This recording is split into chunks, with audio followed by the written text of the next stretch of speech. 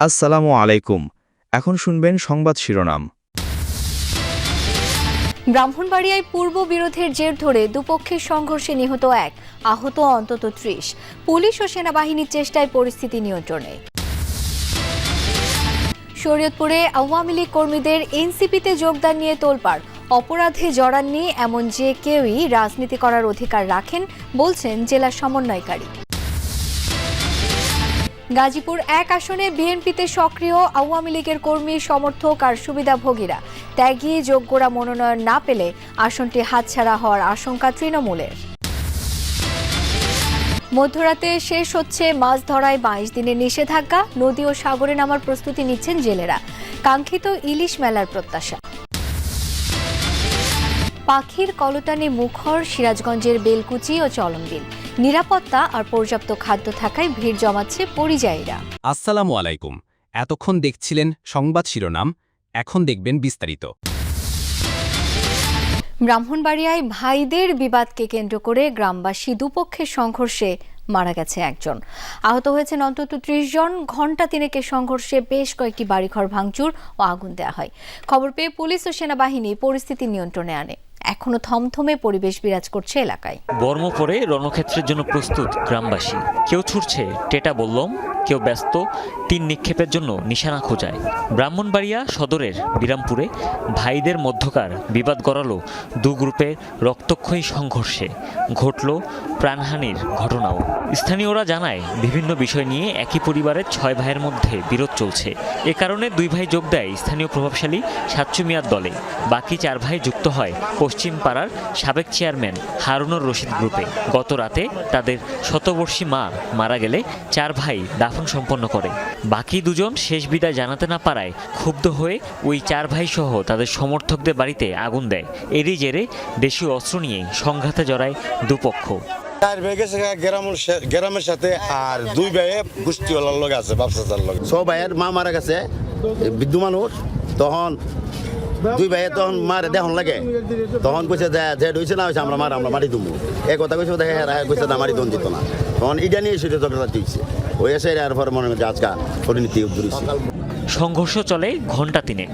কেন্দ্রীয় নেতারা বলছেন ২৪-এর গণ অভ্যুত্থানের আগে আওয়ামী লীগ ও ছাত্রলীগের সাথে জড়িত কেউ এনসিপিতে যোগ দিতে পারবে না। অথচ শরীয়তপুরে আওয়ামী লীগের কর্মী সমর্থকদের ফুল দিয়ে দলে স্বাগত জানিয়েছেন ওই জেলায় এনসিপির প্রধান সমন্বয়কারী।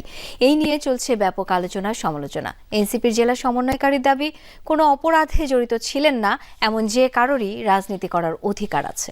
আমাকে বলেছে যে আমি দীর্ঘদিন আওয়ামী লীগের কর্মী ছিলাম। আমাদের নাগরিক পার্টির মূল মন্ত্র হচ্ছে আওয়ামী লীগের কর্মী সমস্ত কিছুকে ওয়েলকাম, সবাইকে ওয়েলকাম। গেল বুধবার শরীয়তপুর সদরে একটি রাজনৈতিক সভায় আওয়ামী লীগ কর্মীদের দলে নেয়া ও সার্বিক বিষয়ে সহযোগিতার আশ্বাস দেন জাতীয় নাগরিক পার্টির জেলা কমিটির প্রধান সমন্বয়কারী অ্যাডভোকেট রুহুল আমিন। ঘটনাটি প্রকাশ্যে আসতেই শুরু হয় আলোচনা সমালোচনার ঝড়। প্রধান সমন্বয়কারীর সিদ্ধান্তে ক্ষুব্ধ বৈষম্য বিরোধী ছাত্র আন্দোলন ও এনসিপির অনেকেই। এটা তাদের দলীয় সিদ্ধান্ত, কি হতে পারে আমি জানি না। তবে আমরা আমাদের বৈষম্য বিরোধী ছাত্র আন্দোলনের পক্ষে আমরা যারা ছিলাম, আমরা তীব্র নিন্দা এবং প্রতিবাদ জানাচ্ছি। আওয়ামী লীগের কোনো কমিটির অন্তর্ভুক্ত এরকম কোনো লোককে আমরা দলে ফুল দিয়ে বরণ করে নেব, এটা আমাদের এনসিপির নীতির সাথে যায় না। দীর্ঘদিন ধরে আওয়ামী লীগের রাজনীতি করা আলী মাতবর সেদিন এনসিপিতে যোগ দেওয়ার সিদ্ধান্ত নেন। তার সাথে যোগ দেয় কয়েকজন অনুসারীও। অনেক সংসদীয় আসনে বিএনপির ৫ থেকে ৭ জন মনোনয়ন প্রত্যাশী, যাদের কেউ কেউ দীর্ঘদিনের রাজপথের আন্দোলনে না থেকেও ৫ আগস্টের পর হয়েছেন সক্রিয়, বাগিয়ে নিয়েছেন পদ। প্রভাব খাটিয়ে নিজেদের মতো করে স্থানীয় কমিটিও করছেন। পুরনো ত্যাগীদের বদলে জায়গা পেয়েছেন আওয়ামী লীগের কর্মী সমর্থক এবং সুবিধাভোগীরা। প্রার্থী চূড়ান্ত করতে সেসব হিসেব না করলে ধানের শীষের জয় হাতছাড়া হবার শঙ্কাও আছে। বিধানকৃষ্ণ বর্মন জাতীয়তাবাদী ক্ষুদ্র নৃগোষ্ঠী দলের কেন্দ্রীয় এই সহসভাপতি, গাজীপুর ১ আসনের মৌচাক ইউনিয়ন বিএনপির ও কালিয়াকৈর উপজেলা বিএনপির সাবেক সহসভাপতি। রাজপথে ছিলেন, পালিয়ে বেরিয়েছেন, জেলও খেটেছেন। কিন্তু ৫ আগস্টের পর বিধানকৃষ্ণ বর্মনের মতো এই সংসদীয় আসনের বেশ কয়েকটি ইউনিয়নের সাবেক দায়িত্বশীলদের অনেকেই পদবঞ্চিত। সিনিয়র সহসভাপতি ছিলাম মৌচাক ইউনিয়নের এবং উপজেলা সাংগঠনিক সহসভাপতি ছিলাম, কিন্তু আমাদের মূল্যায়ন করা হয় না। অ্যাডভোকেট কামরুল ছিল, সভাপতি এবং উপজেলা সাংগঠনিক সম্পাদক তাকেও কোনো মূল্যায়ন করা হয় না। মৌচাকের বিষয়টা আমি বলতেছি, আর যারা নির্যাতিত নিপীড়িত নেতা তাদের কাউকে মূল্যায়ন করে না, এখানেই দুঃখ। আমি চাপার বিএনপির সভাপতি, কালিয়াকৈর উপজেলা বিএনপির সহসভাপতি।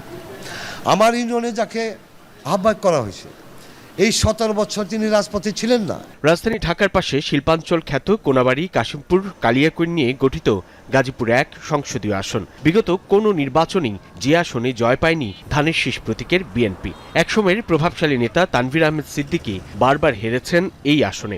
ইলিশের প্রজনন মৌসুমে মাছ ধরায় 22 দিনের নিষেধাজ্ঞা শেষ হচ্ছে আজ মধ্যরাতে। নদীতে নামার প্রস্তুতি নিচ্ছেন ভোলার প্রায় 3 লাখ জেলে। মাছ ধরার জাল, নৌকা ও ট্রলার মেরামত করছেন তারা। আশা কাঙ্ক্ষিত পরিমাণ ইলিশ ধরে ধার দেনা পরিশোধের মাধ্যমে ঘুরে দাঁড়াবেন আবার। জালের ফাঁসে বাধা জীবন জীবিকা, তাই মাছ ধরায় নিষেধাজ্ঞার সময় ফুরিয়ে আসায় নদী পাড়ে জমে উঠেছে কর্মব্যস্ততা। শনিবার মধ্যরাতে শেষ হচ্ছে ইলিশ শিকারে 22 দিনের নিষেধাজ্ঞা, তাই ঋণ নিয়ে নৌকা মেরামত আর জাল কিনেছেন অনেকে। কেউ আবার পুরনো জালকেই মেরামত করছেন। মেঘনা ও তেঁতুলিয়া নদীতে প্রস্তুত রয়েছে সারি সারি নৌকা আর ট্রলার। জাল ফল করছি অভিযানের 22 দিন ডুয়েটে থেকে বাসায় লাইন ফ্যান করে নামি ছায়াল্লা কি করে মালিকে। প্রত্যেক সিজন শেষে আমরা ধার দেনা করে জাল নৌকার কাজকাম করে আমরা মনে করি নামতাম। নিষেধাজ্ঞার সময়টা খুব একটা ভালো কাটেনি জেলেদের। নদীতে গিয়ে কাঙ্ক্ষিত ইলিশ শিকার করে দিন বদলের আশা তাদের। সরকার আমাদের 25 কেজি চাল দিচ্ছে, এদিকে সংসার চলে দেনা বেনা করে সাবার করছি, মাসের দেনা বেনা বাড়ি করে ছাড়ে না। লোন লইছি 60,000 টাকা, 60,000 টাকা লোন লইছি। মনে করেন আমরা নদীতে নামবো, আল্লাহ যদি মাছ দেয় তো আর কোনো কথা নেই, আমরা ঋণ পরিশোধ করতে পারবো। মৎস্য কর্মকর্তার দাবি, চলতি মৌসুমে মা ইলিশ রক্ষায় সফল হয়েছে তাদের অভিযান।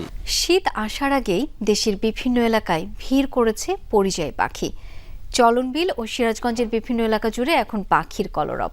সকাল সন্ধ্যা দেখা মিলছে ব্যস্ত পাখিদের। গাছের মগডালে আবাস গড়ে তুলেছে তারা।